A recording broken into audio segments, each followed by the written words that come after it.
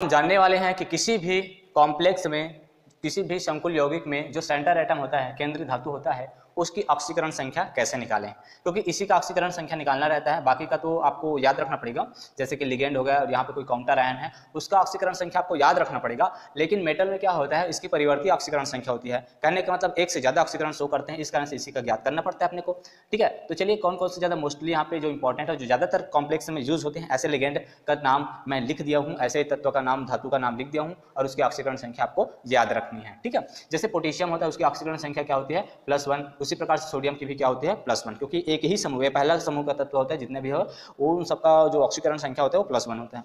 उसी प्रकार से देखो एक्स मतलब हैलोजन ग्रुप, जैसे कि क्लोरो, फ्लोरो, ब्रोमो, आइडो, इन सबका ऑक्सीकरण अवस्था क्या होती है, -1 ही लिखा जाएगा ऑक्सीकरण संख्या। ठीक है, साइनाइड इसमें भी -1 ही होता है, इसका भी। उसी प्रकार से ये देखो ये सभी हैं, जैसे कि NH3, H2O, ethylene diamine, EN से शो करते हैं इसको शॉर्ट फॉर्म में, और कार्बोनिल है CO, ये सभी उदासीन लिगेंड होते हैं। और उदासीन लिगेंड का चार्ज क्या आएगा, 0, मतलब इसकी ऑक्सीकरण अवस्था क्या आ जाएगी, ऑक्सीकरण संख्या क्या हो जाएगी, 0 हो जाएगी। ठीक है, ऑक्सीकरण अवस्था असल में उस पर लगा हुआ चार्ज को ही बताता है। ठीक है, आई होप आपको ये बात समझ में आ गया होगा, तो इतना को आपको याद रखना है। तो चलिए, आपको स्क्रीन में भी कुछ दिखाई दे रहा होगा लिगेंड तत्व के नाम, तो वहाँ पे उसकी ऑक्सीकरण संख्या भी वहाँ पे आप देख सकते हैं।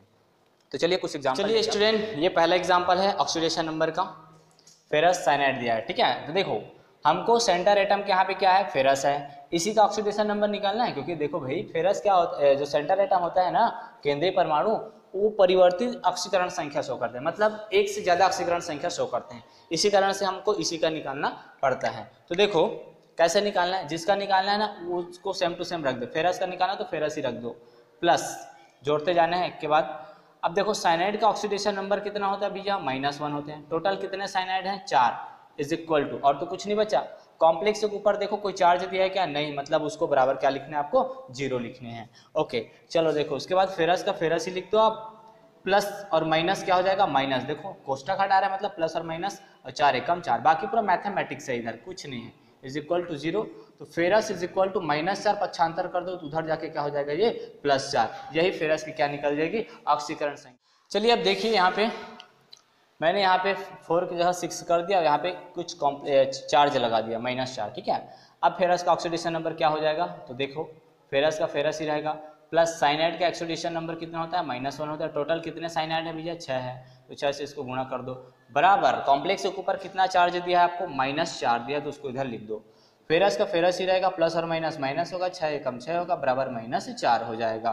तो फेरस वैसे ही रहेगा, -4 को सेम टू सेम रख दो, -6 उधर जाकर क्या हो जाएगा, +6, मतलब इसको पक्षांतर करना है उधर, तो फेरस वैसे ही रहेगा, इज इक्वल टू, ये दोनों को हल करेंगे तो कितना आ जाएगा, +2 आएगा।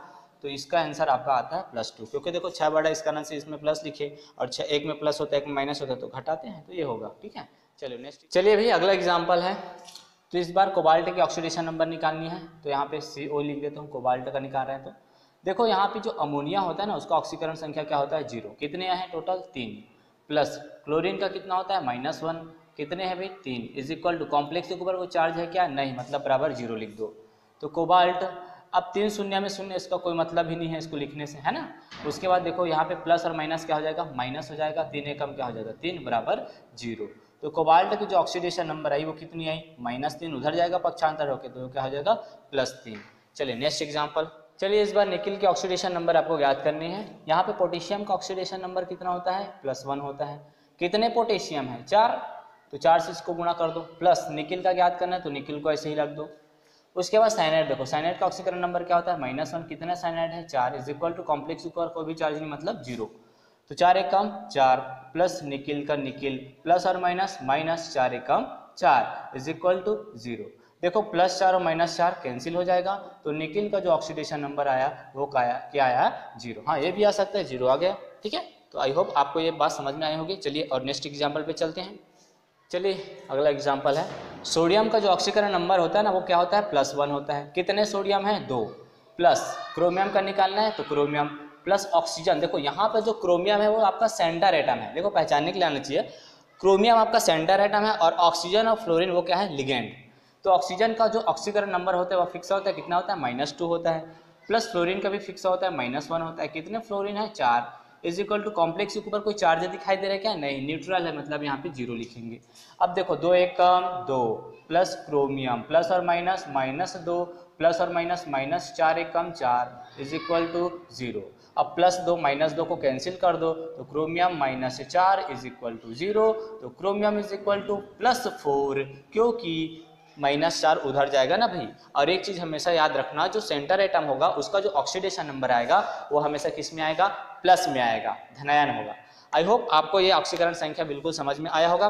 इसके बाद मैं जो कोऑर्डिनेशन संकुल होता है उसका IUPAC नामकरण कैसे करते हैं वो आपको बताऊंगा, ठीक है। तो यदि आप मेरे चैनल पे नए हैं तो प्लीज मेरे चैनल को लाइक, सब्सक्राइब एंड अपने दोस्तों के साथ शेयर जरूर करें। Thanks for watching.